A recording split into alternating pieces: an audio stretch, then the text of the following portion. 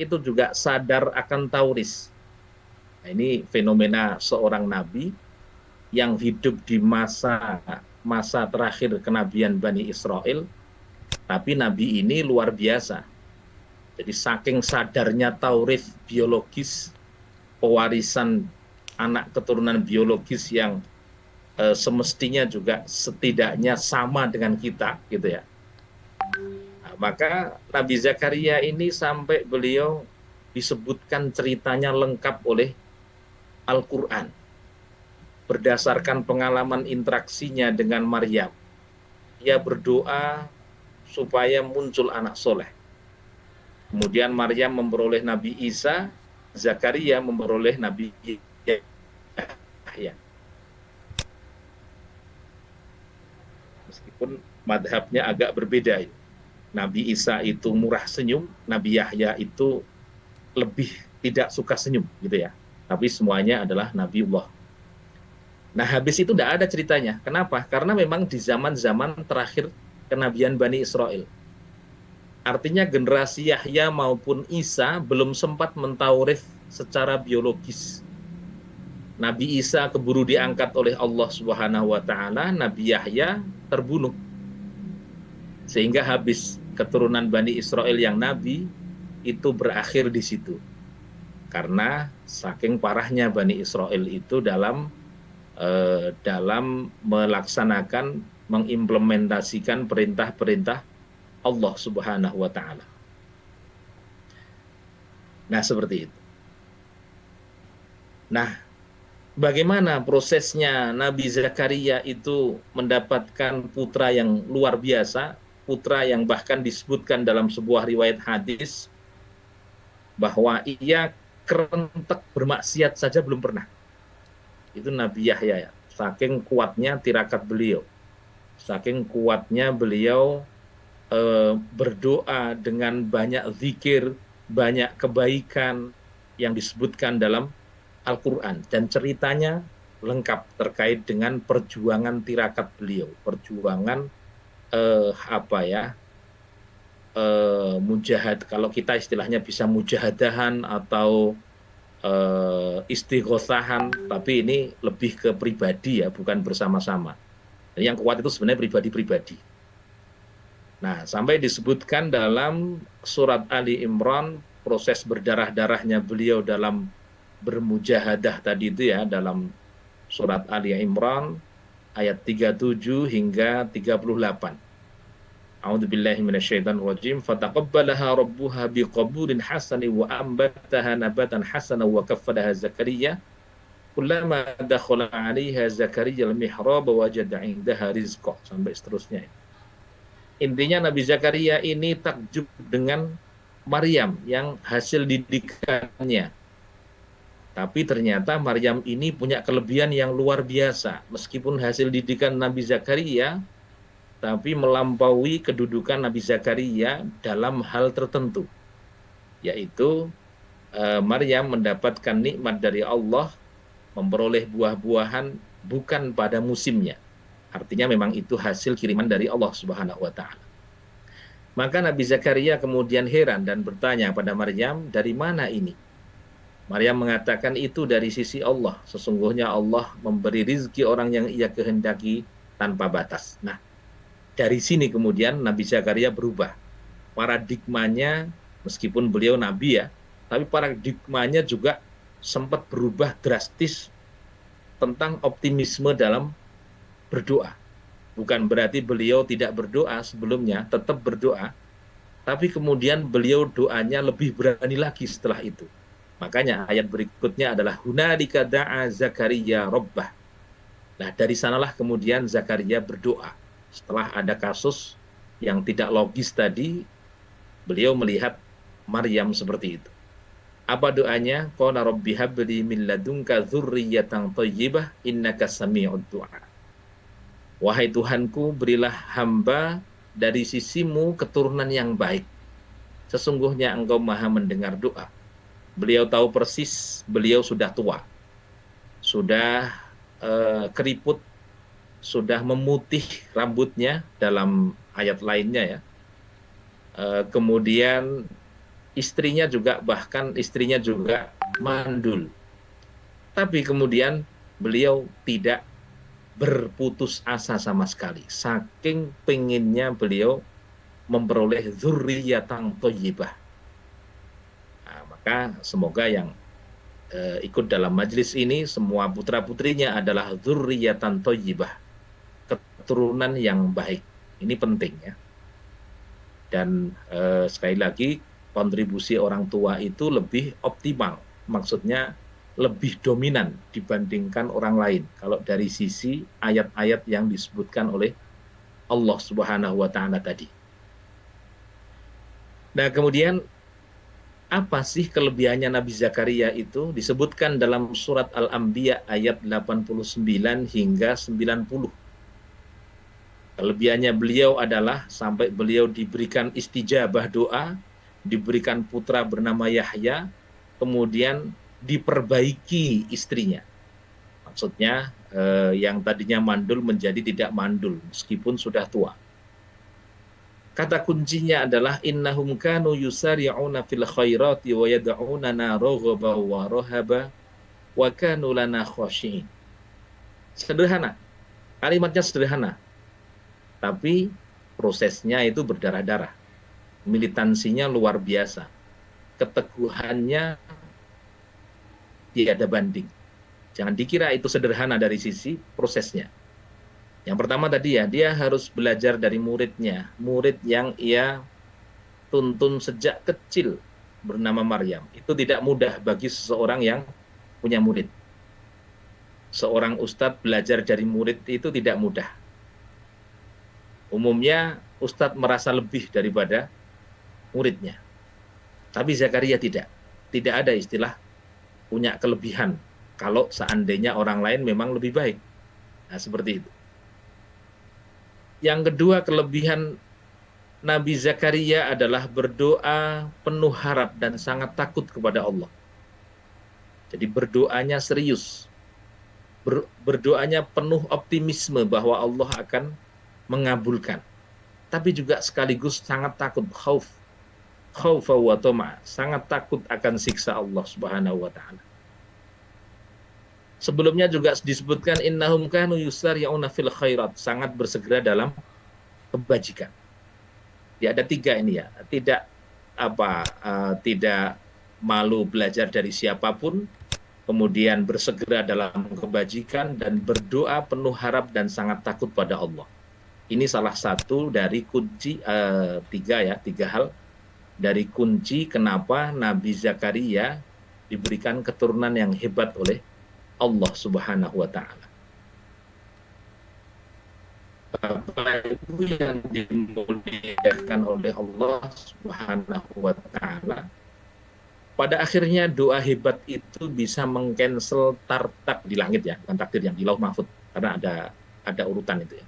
Dari mulai ilmu Allah ke Lauh Mahfud, kemudian dari Lauh Mahfud ke langit dunia, dari langit dunia baru diterjemahkan dalam bentuk takdir sesuai dengan yang disampaikan para ulama.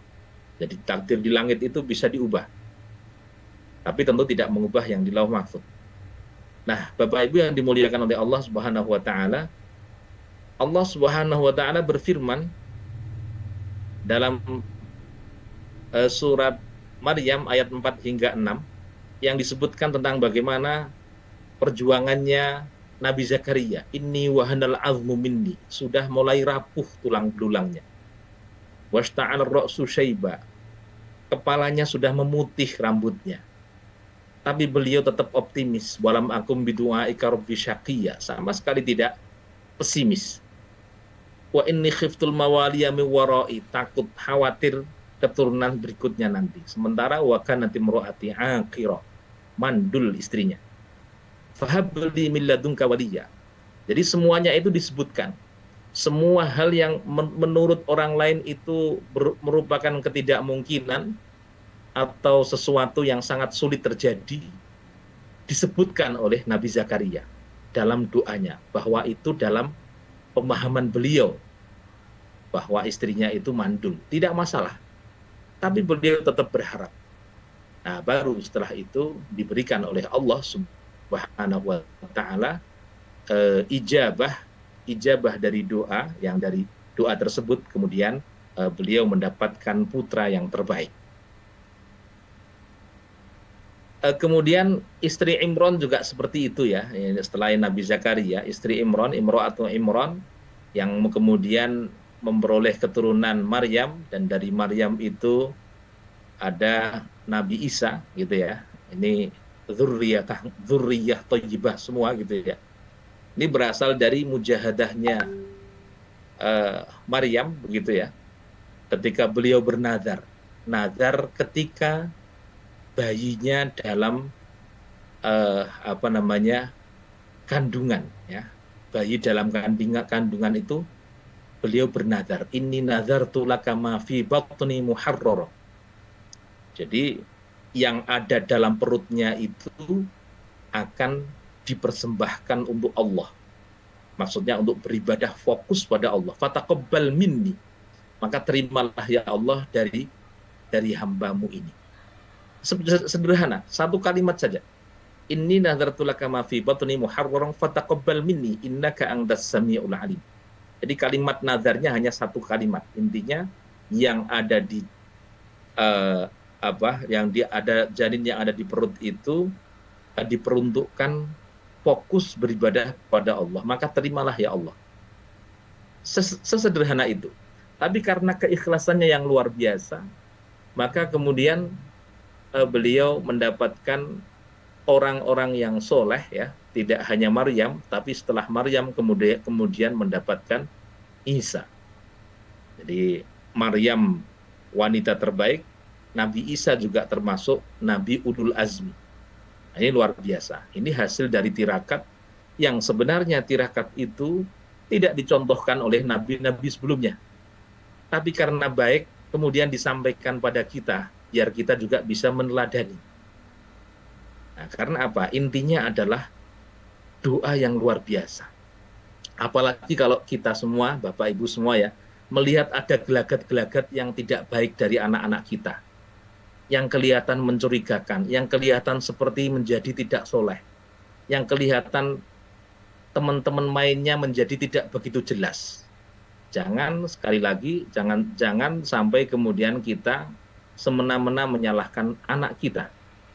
Bisa jadi sebenarnya kita yang kurang bermujahadah pada Allah, karena sesungguhnya anak kita itu punya hati yang hati itu dibolak-balikan oleh Allah. Allah sangat memperhatikan perilaku kita untuk kemudian membantu anak kita atau tidak dalam urusan kebajikan. Apalagi sangat jauh dari kita, kan gitu. Bapak Ibu yang dimuliakan oleh Allah Subhanahu wa taala, saya itu punya punya santri di Jakarta ya. Yang santri itu punya temannya satu kampus ini itu kebetulan putra dari Ustadz Kabir gitu ya, yang hebat di level nasional bahkan. Tapi ternyata bacaan-bacaannya itu banyak dan mayoritas itu bacaan kiri semua. Bacaan-bacaan yang bahkan menyebabkan yang bersangkutan akhirnya menjadi ragu dengan Islam. Meskipun baru sekedar omongan, dia tetap masih sholat, apa segala macam. Nah, hal-hal seperti ini sangat sering terjadi. Maksudnya bukan sering ya. Karena jauhnya anak itu dari orang tua, maka jangan terlalu yakin kita bahwa anak kita itu fine-fine saja. Jadi akhirnya kemudian santri kami itu nelpon saya, Ustadz, Mbok ditolong ini anaknya Ustadz Kabir loh. Kan kasihan seperti ini, orang tuanya enggak tahu sampai segitunya. Jadi sampai akhirnya kita hubungkan gitu ya dengan ibunya ya, sampai akhirnya ya setelah itu kami lepas gitu. Yang penting kami menyampaikan saja. Jadi karena apa? Tidak mudah ya. Bahkan kalau kita terlalu banyak kesibukan, kurang berpikirnya, kurang mendekatnya kepada Allah Subhanahu wa taala. Jangan terlalu yakin bahwa anak kita itu fine-fine saja. Bahkan harus husnudzon, Ustaz. Iya, husnudzon pada Allah, betul. Tapi husnudzon itu tentu ada ikhtiarnya. Husnudzon itu ada ikhtiar.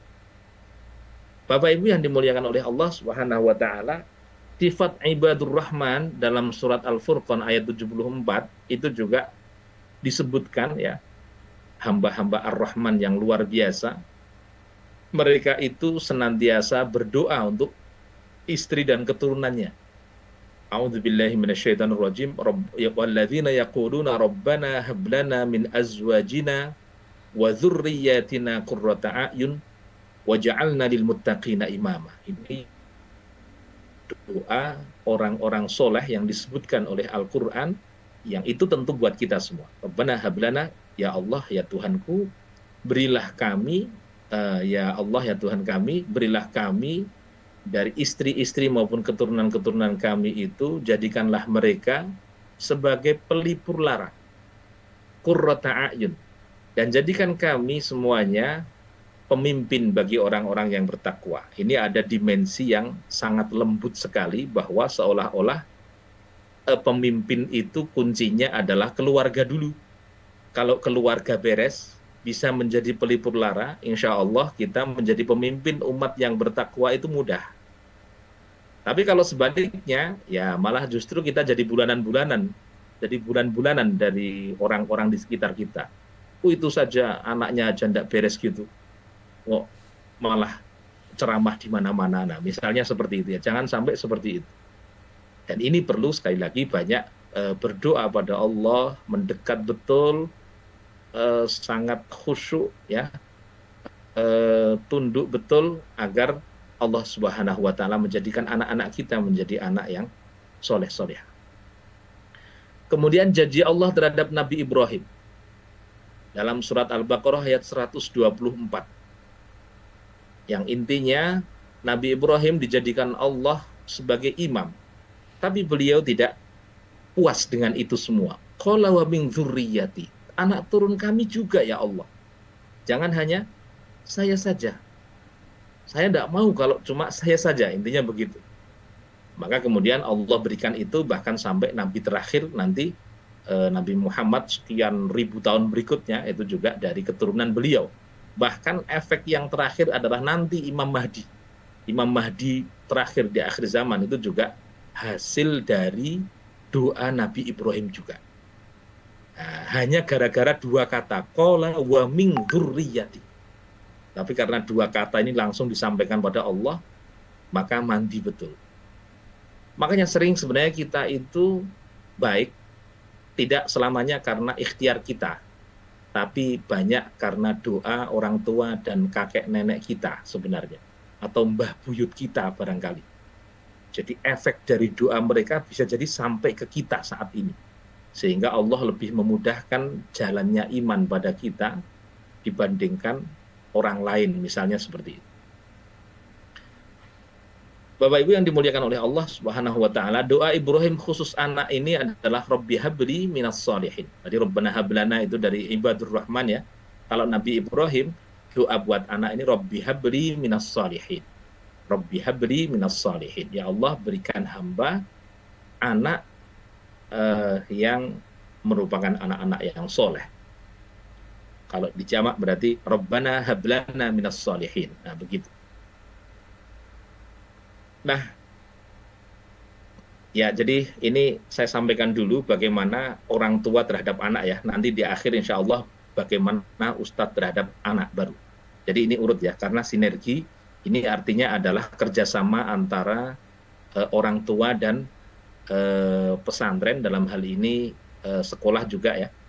Dalam hal ini ustadz atau guru, sinerginya ini sangat penting.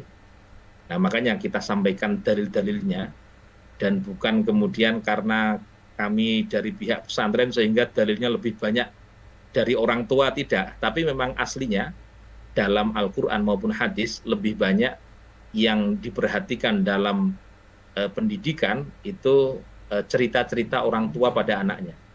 Nah, nanti kemudian di akhir-akhir ada cerita-cerita tentang kesuksesan anak karena gurunya. Nah, tapi itu tidak banyak. Jadi yang terbanyak sesungguhnya adalah orang tua terhadap anaknya. Nah, sampai ada teori 4 generasi Ibnu Khaldun. Jadi Ibnu Khaldun tuh pernah menyampaikan bahwasannya seseorang yang hebat itu maksimal hanya 4 keturunan ke atas atau ke bawah. Jadi kalau jenengan misalnya punya ayah orang tua yang hebat, terus jenengan hebat, maka tinggal 2 orang di bawah kita yang hebat. Maksudnya di bawah kita itu putra jenengan sama cucu jenengan. Jadi teori 4 generasi Ibnu Khaldun. Maksudnya Ibnu Khaldun pernah menyampaikan bahwa orang hebat itu maksimal hanya 4 keturunan berturut-turut. Berturut-turut ya, bukan terselani. Kalau terselani yang lain, nah nanti bisa hebat lagi berikutnya. Nah, Ibnu Khaldun itu mencontohkan generasi terhebat 4 keturunan berturut-turut itu dengan kisah Nabi Ibrahim yang berhasil mendidik menjadi putranya menjadi nabi, yaitu Ishak. Kemudian Nabi Ishak bisa melahirkan Nabi Yakub. Kemudian Nabi Yakub bisa melahirkan Nabi Yusuf. Setelah Yusuf selesai, tidak ada nabi lagi sudah. Maksudnya tidak ada nabi dari jalur putra Nabi Yusuf. Jadi itu generasi terhebat. Nah, banyak orang bertanya, itu kan jalurnya Bani Israel, ya. Jadi 4 keturunan nabi, maksudnya 4 orang itu nabi semua berturut-turut begitu ya. Kok kenapa Ismail kok cuma 1 tok? Ismail terus setelah itu jauh Nabi Muhammad gitu ya. Nah, ini sekali lagi kalau yang mendidik itu nabi dengan istri nabi itu beda. Jadi Nabi Ishak itu dididik oleh Nabi Ibrahim langsung hariannya.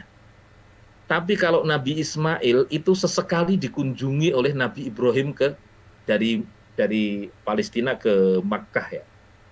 Jadi sesekali saja, paling berapa tahun sekali didatangi oleh Nabi Ibrahim. Ya tentu beda hasilnya. Hajar melahirkan seorang nabi sudah hebat, luar biasa. Nah, Ismail setelah itu tidak melahirkan nabi lagi sudah. Jadi tidak mudah. Jadi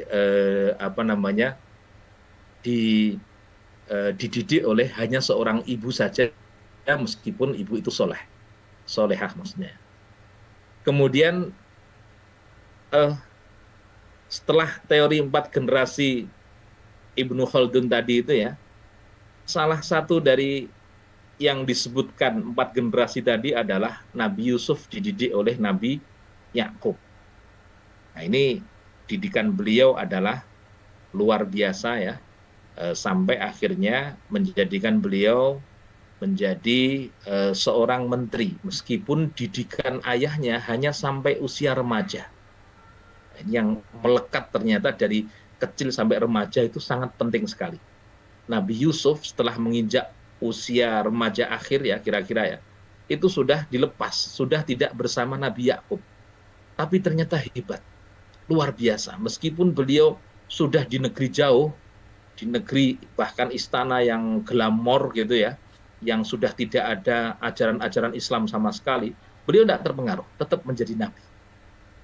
Jadi maksudnya bahkan sampai menjadi nabi, sampai menjadi menteri, tidak terpengaruh. Ini adalah hasil didikan dari Nabi Yakub. Ada seseorang yang dari umat Nabi Muhammad SAW, yaitu namanya Umar bin Abdul Aziz. Nah, ini kalau dikatakan khalifah, maka khalifah yang kelima. Ya. Ini sebenarnya adalah ada gen, meskipun yang Umar bin Abdul Aziz itu ada gen dari Marwan ya, Umar bin Abdul Aziz bin Marwan ya, Marwan itu khalifah Bani Umayyah. Tapi dari jalur ibunya itu Laila binti Asim bin Umar bin Khattab. Nah, Asim ini dulu istrinya adalah dari seorang gadis penjual susu yang tidak mau mencampur susunya dengan air. Nah, itu dialognya dengan ibunya. Nah, ini kesolehan itu ternyata memang tidak jauh-jauh dari orang tua kita sebenarnya. Sampai menjadi orang hebat di kemudian hari. Meskipun rentangnya masih 2 keturunan berikutnya ya. Tidak langsung. Nah, ini juga sama. Sebenarnya didikan orang tua yang luar biasa. Ashabul Kahfi, kalau kita perhatikan juga sama. Embrionya itu luar biasa. Orang-orang yang ditinggalkan Ashabul Kahfi, sampai mereka pada sekitar 300 tahun berikutnya itu sudah menjadi muslim semua secara keumatan, itu prosesnya panjang. Didikan orang-orang yang hanya tadinya minoritas, anak-anaknya itu ya, terus menerus membawa misi akidah tauhid begitu ya, sampai semakin berkembang akhirnya sampai menguasai istana, itu prosesnya sekitar ya 250 lah, kira-kira 250 tahun. Karena begitu 309 tahun ia bangun, itu umatnya sudah masuk Islam semua. Maksudnya sudah berakidah tauhid. Nah, seperti itu. Bapak Ibu yang dimuliakan oleh Allah Subhanahu wa taala, kemudian sekarang kita masuk ke peran ustadz ustadzah. Dalam sejarah, nah ini guru ya, peran guru baru. Pentingnya nanti sinergi antara Bapak Ibu di rumah ya, dan guru. Muhammad Al-Fatih itu hasil sentuhan A'aq Syamsuddin yang dikatakan sebagai penakluk terbaik ya dalam sejarah umat Islam. Ni'mal Fatih Fatihul Qistintiniyah, kata hadis ya. Sebaik-baik penakluk itu adalah penakluk Konstantinopel, kata hadis Nabi Shallallahu Alaihi Wasallam. Nah, ternyata yang mendidik Al-Fatih itu A'aq Syamsuddin. Hanya 7 orang yang dididik oleh beliau, tapi fokus betul. Dan setiap perkembangan apapun selalu dilihat oleh kiainya tadi itu ya, A'aq Syamsuddin. Nah, rekayasa pendidikan yang dilakukan A'aq Syamsuddin itu sebenarnya petunjuk isyarat ya, ada isyarat dari Allah bahwa Muhammad Al-Fatih akan menjadi penakluk Konstantinopel. Entah itu mimpi atau ilham ya, beliau mendapatkan itu sehingga beliau yang langsung minta supaya mendidik putra dari sultan. Dan bahkan ketika awal mula datang ya, yang saat itu sudah kelihatan dia mulai meremehkan guru, sebagaimana sebelumnya ketika diberi guru berapapun oleh ayahnya selalu diremehkan. Saat itu ketika sultan ya mengundang bertemu dengan A'aq Syamsuddin ya, kemudian anaknya itu didatangkan juga, sama juga meremehkan. Tapi langsung di hadapan sultan, anak itu ditampar oleh A'aq Syamsuddin. Baru setelah itu puncak dari kenakalannya itu berhenti. Jadi terkadang ada orang sadar seperti itu ya, tentu juga karena maksudnya tamparan yang tidak berbahaya ya, bukan tamparan yang membahayakan gitu. Semenjak saat itu Al-Fatih baru luar biasa dalam ta'zim terhadap guru begitu ya, sehingga sampai di puncak kejayaannya bahkan hanya 20-an tahun beliau bisa menaklukkan Konstantinopel. Nabi Musa itu didikan Nabi Syu'aib. Nabi Musa itu semenjak kecil di istana Fir'aun. Gampangannya beliau dididik oleh Fir'aun dan istana, itu aja. Itu sama sekali bukan didikan yang baik buat beliau. Maka sebelum beliau menjadi nabi, 10 tahun beliau dididik oleh Nabi Syu'aib dan dibikin rekayasa oleh Allah biar dia lari dari istana. Ini tidak mudah ya, karena bagaimanapun sebelum jadi nabi, pada umumnya nabi sebelum Nabi Muhammad itu ya, pada umumnya seorang nabi biasanya dididik oleh nabi sebelumnya. Ada magangnya dengan nabi sebelumnya. Nabi Musa pun juga begitu, magang ya, sebelum jadi nabi beliau dididik oleh Nabi Syu'aib selama 10 tahun di rumahnya. Dan ini didikannya fokus begitu ya. Sampai akhirnya didikan ini memformat Nabi Musa dengan paradigma baru yang itu sangat berbeda dengan paradigma lamanya ketika ia di istana. Nah, maka penting, Nabi Syu'aib ini guru terpentingnya Nabi Musa. Bahkan Nabi Khidir tidak, karena Nabi Khidir itu jalurnya jalur sufi begitu ya, jalur ilmu lain gitu. Nabi Syu'aib ini jalur ilmu syariat, sehingga Nabi Musa itu sebenarnya didikan Nabi Syu'aib. Setelah Nabi Musa itu menjadi nabi begitu ya, maka beliau ini juga akhirnya mendidik seseorang dan akhirnya menjadi nabi pula. Nah, ini adalah Nabi Yusha namanya. Nabi Musa hingga akhir hayatnya beliau tidak berhasil untuk mendidik Bani Israel menjadi orang hebat, menjadi bangsa yang hebat. Tapi beliau hanya berhasil menumbangkan rezim Fir'aun, oke. tapi Musa dan Harun tidak berhasil dalam mendidik Bani Israel. Buktinya adalah Bani Israel sampai disuruh baru saja selesai nyebrang dari Laut Merah ya, itu aja terus minta supaya dijadikan Tuhan ya, buat mereka satu patung atau apa kayak yang bisa kelihatan gitu ya. Sebagaimana orang-orang itu punya seperti itu gitu kan. Nah, ini saking bodohnya mereka. Kemudian sampai ketika Nabi Musa itu mendapatkan Taurat ya, proses menuju mendapatkan Taurat selama 40 hari. Akhirnya kemudian Bani Israel ini menyembah sesembahan lain, yaitu ijl itu ya, sapi yang warnanya keemasan. Nah, ini juga sebenarnya apa? Sebenarnya karena ketidakberhasilan Nabi Musa, saking lamanya mereka dijajah oleh Fir'aun. Maka yang bisa mengubah itu adalah Nabi Yusha. Nabi Yusha itu magangnya bersama Nabi Musa. Bahkan disebutkan dalam surat Al-Kahfi ayat 60, A'udzubillahi minasyaitonirrajim, wa idz qala Musa li fatahu la abrahu hatta ablugha majma'al bahraini au amdiya huquba. Dan tatkala Musa mengatakan kepada pembantunya, Fatahu pembantunya ya, yang masih muda. Fatahu ini ternyata adalah Nabi Yusha. Ketika Nabi Musa mau bertemu dengan Nabi Khidir untuk berguru, beliau mengatakan pada pembantunya, dan pembantunya ini ternyata adalah Nabi Yusha. Artinya beliau membersamai Nabi Musa sudah lama. Salah satu perjalanannya adalah ketika mau bertemu dengan Nabi Khidir. Apa kata Nabi Musa? La abrahu hatta ablugha majma'al bahraini. Aku akan terus berjalan sampai ketemu dua pertemuan laut. Maksudnya lautan yang ini ada Bahrain itu ya. Ada yang mengatakan itu sebenarnya pertemuan dua laut. Satunya ada yang tawar, ada yang asin dan sebagainya. Ada banyak pendapat di sini. Atau kalau tidak seperti itu, saya juga siap berjalan sampai bertahun-tahun, kata Nabi Musa.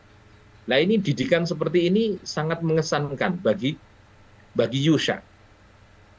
Dan nanti pada akhirnya Nabi Yusha ini mendidik Bani Israel ya, kaum kelompok kecil ya, yang didikan itu berhasil setelah 40 tahun. Nah, makanya kemudian banyak disebutkan seperti di Palestina itu ya, bahwa ini kemenangan kita sesungguhnya rentang waktu 40 tahun standarnya. Sama dengan ketika Nabi Musa itu mendapatkan hukuman dari Allah bersama Bani Israel semuanya ya, gara-gara mereka tidak mau berjihad fisabilillah. Mereka dihukum oleh Allah di negeri yang penuh dengan kebingungan. Yatihuna fil ardi ardutih istilahnya, gara-gara mereka tidak mau berjihad fisabilillah. Tapi disitulah sebenarnya Nabi Yusha itu mendidik mereka. Ini didikan guru terhadap murid ini sebenarnya. Sempat tidak berhasil Nabi Musa, tapi kemudian Nabi Yusha nanti berhasil. Kadang kalau sampai tidak berhasil pembinaan itu, bisa jadi sampai kemudian orang itu akan terfitnah akidahnya, seperti Nabi Musa ketika mendapatkan Taurat. Nah, Bani Israel itu sampai kemudian terfitnah oleh As-Samiri. As-Samiri itu level tokohnya itu selevel dengan Nabi Musa. Bahkan Harun kalah dengan As-Samiri.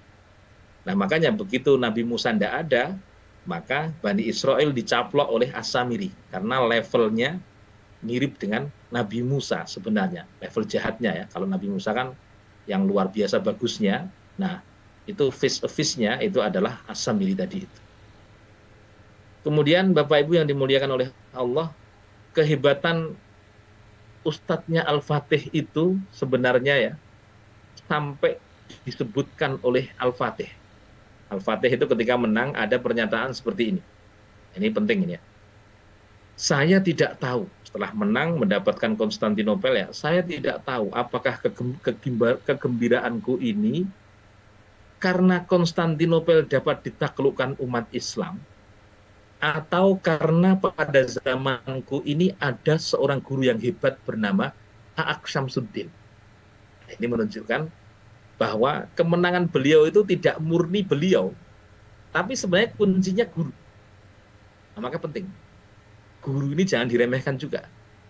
Dan ini bahkan yang dekat dengan kita, karena yang terdekat dengan kita ya cerita Konstantinopel ini, bukan cerita nabi-nabi yang tadi. Yang dekat dengan kita itu terkadang guru bisa membuat hebat betul santrinya, kalau memang santrinya paham dengan pesan-pesan nasihat-nasihat dari ustadz tadi itu, ustadz-ustadzah. Imam Syafi'i itu kolaborasi kehebatan ibu dan ustadz. Nah ini ya, ini jarang termasuk kolaborasi kehebatan ibu ditambah kehebatan guru, itu jadinya seperti Imam Syafi'i. Nah, karena Imam Syafi'i itu ibunya luar biasa, tegasnya luar biasa. Mulai menjadikan Imam Syafi'i harus menguasai ilmu qiraat ya di Makkah, sampai kemudian ilmu hadis harus dikuasai di Madinah, sampai setelah dari Madinah diminta oleh ibunya harus ke Irak. Bahkan kata-kata ibunya sampai seperti ini yang kita sulit untuk meniru ya Bapak Ibu. Kalau perlu malah tidak seperti ini kalau kita. Jadi kata-kata ibu Imam Syafi'i itu ketika Imam Syafi'i mau berangkat ke Irak itu, nak, kita sebaiknya ketemu di akhirat saja ya setelah ini. Sampai segitunya. Kalau jenengan kan pengennya ketemu terus sama putranya. Ketemu terus sama putranya. Jadi semakin yakin kita kepada ustadz ustadzah itu insya Allah semakin baik sebenarnya. Tapi ya bolehlah sekedarnya ketemu. Tapi dipastikan bahwa pertemuan itu justru mengesankan dari sisi tarbiyahnya, dari sisi pembinaan jenengan. Ditanya tentang bagaimana tahfidnya, ditanya tentang bagaimana perilaku teman-temannya, tentang semuanya yang terkait dengan pembinaan. Kalau ada sesuatu yang terkait dengan hal-hal yang tidak penting tapi dianggap penting, ya dibina juga. Jadi jangan kemudian malah justru dipanas-panasi supaya melawan sesuatu yang terkait dengan nafsu atau terkait dengan hal-hal yang tidak penting gitu ya. Jangan. Saya sering ketika sama anak-anak itu ya, yang anak-anak kami yang mungkin sebagiannya di jauh gitu ya. Ketika ada mengeluh apapun di pesantren misalnya ya, saya selalu gini, nak, itu hidup di luar itu jauh lebih keras daripada di pesantren. Nah, di pesantren itu kamu itu dikuatkan. Jadi mesti akan ada hal-hal yang tidak sesempurna yang ada dalam pikiran kita. Tapi yakinlah di luar itu jauh lebih parah. Sehingga kamu itu dilatih oleh Allah. Jadi kita motivasi betul untuk hal-hal yang memang menjadikan anak kita menjadi luar biasa di kemudian hari. Kemudian Bapak Ibu yang dimuliakan oleh Allah Subhanahu wa taala, akhirnya Imam Syafi'i itu tidak berani pulang. Di Irak itu tidak berani pulang betul. Bahkan haji pun tidak berani beliau, karena kalau haji berarti ketemu ibunya, wong ibunya di Makkah. Nah itu. Akhirnya apa? Baru setelah diperkenankan ibunya pulang, baru beliau pulang. Dan pulangnya itu adalah gara-gara ibunya mendengar tausiah di Makkah, di Masjidil Haram itu ya. Setiap tausiah selalu bilang, qala Muhammad ibnu Idris, qala Muhammad ibnu Idris. Selalu bilang gitu kiainya itu. Ulama itu selalu bilang gitu. Berkatalah Muhammad bin Idris begini. Muhammad bin Idris berkata gini. Sampai akhirnya dia heran. Setelah tausiah selesai itu ibunya Imam Syafi'i tanya, yang kamu maksud Muhammad bin Idris itu siapa? Oh, dia guru kami, dia hebat luar biasa. Itu Imam Asy-Syafi'i, ibunya di Makkah sebenarnya, padahal dia ngomong sama ibunya itu, gitu kan? Ibunya di Makkah. Nah, saya ini ibunya Asy-Syafi'i. Akhirnya beliau sangat kaget ya dan minta maaf pada ibunya Imam Asy-Syafi'i tadi. Sampai akhirnya bilang, wahai Syekh, tolong sampaikan pada Asy-Syafi'i kalau mau pulang silahkan. Nah, jadi setelah tahu kehebatan Asy-Syafi'i dari muridnya aja sehebat itu, apalagi Asy-Syafi'i kan gitu kan. Nah, akhirnya baru disuruh pulang, silahkan kalau mau pulang. Dan cerita tentang pulangnya luar biasa lagi nanti. Jadi sampai ada drama yang luar biasa, membawa ratusan unta yang kemudian semuanya harus disedekahkan gitu ya. Gara-gara apa? Salah. Jadi pulang kok membawa unta. Nah, kalau kita kan dianggap sukses itu kan kalau hebat ya anak-anak kita ya. Tapi kalau Asy-Syafi'i oleh ibunya, justru ibunya lebih suka kalau Asy-Syafi'i pulang dengan pena dan kitab-kitabnya. Nah itu. Jadi ibunya Imam Syafi'i sampai segitunya. Bahkan sudah membawa onta, ya kebiasaan orang dulu kalau mau masuk kota itu bilang dulu, mengirim utusan, nah ini Asy-Syafi'i sudah sampai di batas kota gitu ya. Terus ditanya utusannya, Asy-Syafi'i bawa apa? Asy-Syafi'i bawa 100 onta lebih. Kemudian sekian apa, bilang kepada Syafi'i, ndak usah pulang, balik lagi. Oh, begitu kan? Nah, kemudian utusannya ditanya, kamu bilang apa kok sampai ditolak seperti itu? Saya bilang gini, waduh kamu salah. Harusnya kamu tidak bilang gitu. Udah balik lagi ke ibuku, bilang bahwa ratusan unta ini disedekahkan semua untuk penduduk Makkah oleh Asy-Syafi'i. Dan sekarang Asy-Syafi'i hanya bawa kitab-kitab dan pena. Sana, bilang ke ibu saya dulu. Sampai segitu nih. Baru setelah bilang kepada ibunya, baru ibunya menjawab, ahlan, selamat datang anakku. Ini baru anakku. Oh ini loh, didikannya ibu yang luar biasa. Makanya jenengan kalau ibu, kalau putranya itu merengek-rengek sedikit tuh jangan dikasih apa permaafan, tapi malah justru wah jadi anak kok manja. Nah gitu kan. Jadi anak kok manja. Imam Syafi'i itu dulu itu mondok enggak pulang-pulang. Wah gitu kan. Tapi ibunya hebat. Maksudnya doanya kuat sekali, tirakatnya juga kuat dan sebagainya. Seperti itu.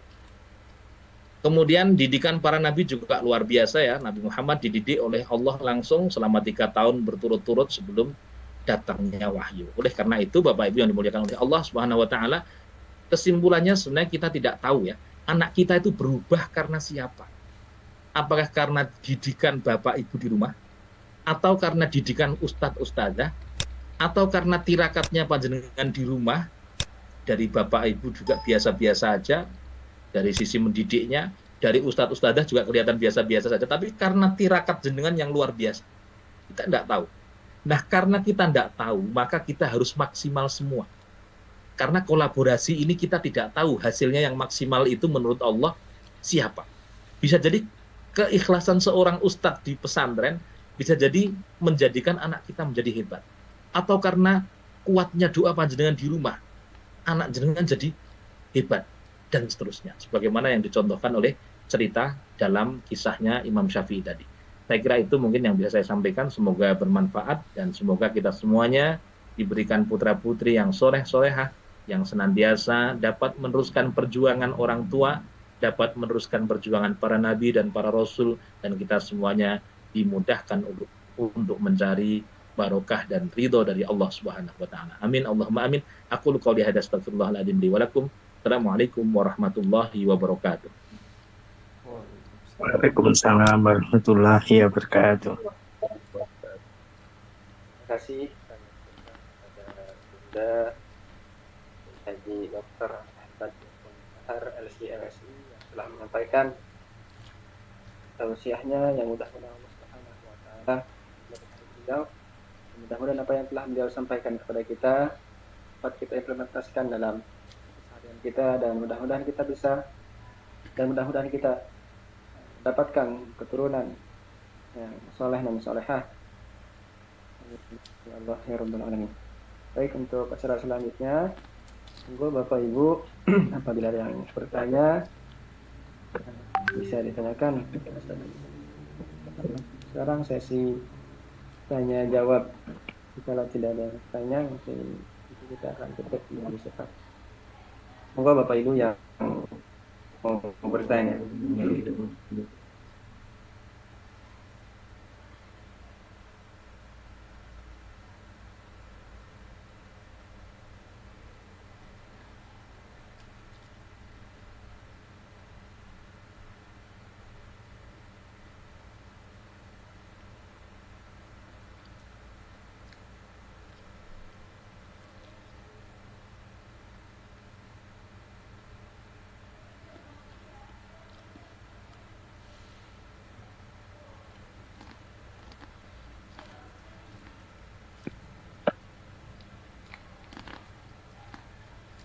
Baik, kalau misalkan tidak ada yang ditanyakan dari MC, mohon maaf apabila ada kekurangan. Jadi kita tutup acara pada malam hari ini dengan baca hamdalah bersama-sama. Alhamdulillah. Alhamdulillahirabbil alamin. Subhanakallahumma wa Alhamdulillah. bihamdika. Astaghfirullah wa atubu ilaik.